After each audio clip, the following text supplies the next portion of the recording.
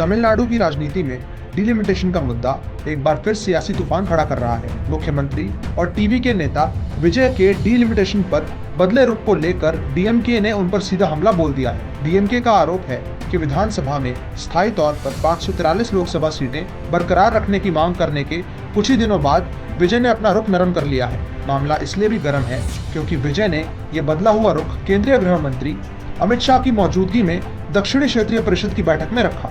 12 अगस्त को तमिलनाडु विधानसभा ने 543 लोकसभा सीट्स और मौजूदा राज्यवार सीट वितरण को स्थायी रूप से बनाए रखने की मांग वाला प्रस्ताव पारित किया था। तमिलनाडु में डिलिमिटेशन को लेकर यह विवाद कुछ नया नहीं है, लेकिन पिछले कुछ दिनों में इसने अचानक रफ्तार पकड़ ली है। डिलिमिटेशन का सीधा मतलब है लोकसभा और विधानसभा क्षेत्रों की सीमाओं और प्रतिनिधित्व का नए सिरे से निर्धारण। लोकसभा सीट्स के संभावित पुनर्गठन को लेकर दक्षिणी राज्यों में लंबे समय से चिंता रही है। खासतौर पर तमिलनाडु का तर्क है कि जिन राज्यों ने जनसंख्या नियंत्रण में बेहतर प्रदर्शन किया, उन्हें इसके लिए राजनीतिक प्रतिनिधित्व में नुकसान नहीं उठाना चाहिए। अब उस प्रस्ताव को समझना जरूरी है जिसके आधार पर डीएमके विजय पर यूटर्न का आरोप लगा रहा है। 12 अगस्त को तमिलनाडु विधानसभा ने लोकसभा की मौजूदा 543 सीट्स को स्थायी रूप से बनाए रखने की मांग की है। इसके साथ ही राज्यों के बीच सीटों का मौजूदा वितरण भी स्थायी तौर पर बरकरार रखने की बात कही गई।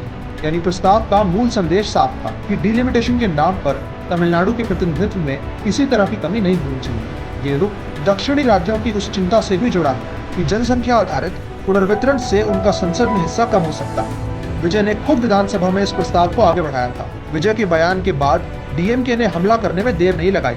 डीएमके का आरोप है कि मुख्यमंत्री ने सिर्फ एक हफ्ते में अपना स्टैंड बदल दिया।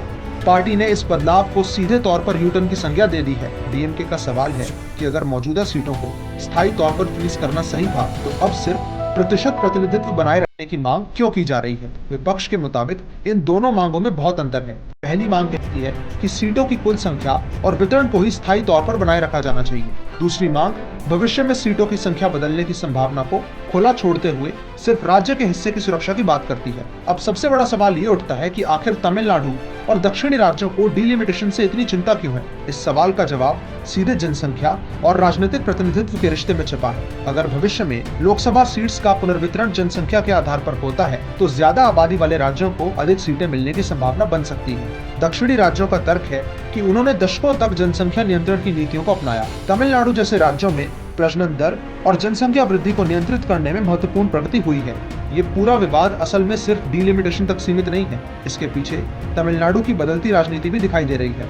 अभिनेता से नेता बने विजय की पार्टी टीवीके अब राज्य की सत्ता की राजनीति में एक प्रमुख खिलाड़ी के तौर पर खुद को स्थापित करने की कोशिश कर रही है। तो तमिलनाडु की राजनीति में डिलिमिटेशन अब सिर्फ सीटों की गिनती तक सीमित नहीं रह गया। ये सवाल बन चुका है कि भविष्य की संसद में दक्षिणी राज्यों की राजनीतिक ताकत कितनी रही। विजय ने पहले 543 लोकसभा सीटों और मौजूदा राज्यवार वितरण को स्थायी रूप से बनाए रखने का प्रस्ताव विधानसभा में रखा, लेकिन सिर्फ एक हफ्ते के अंदर अमित शाह की मौजूदगी वाले मंच पर उन्होंने अपनी मांग को बदलते हुए कहा कि किसी राज्य का संसद में प्रतिनिधित्व प्रतिशत कम नहीं होना चाहिए।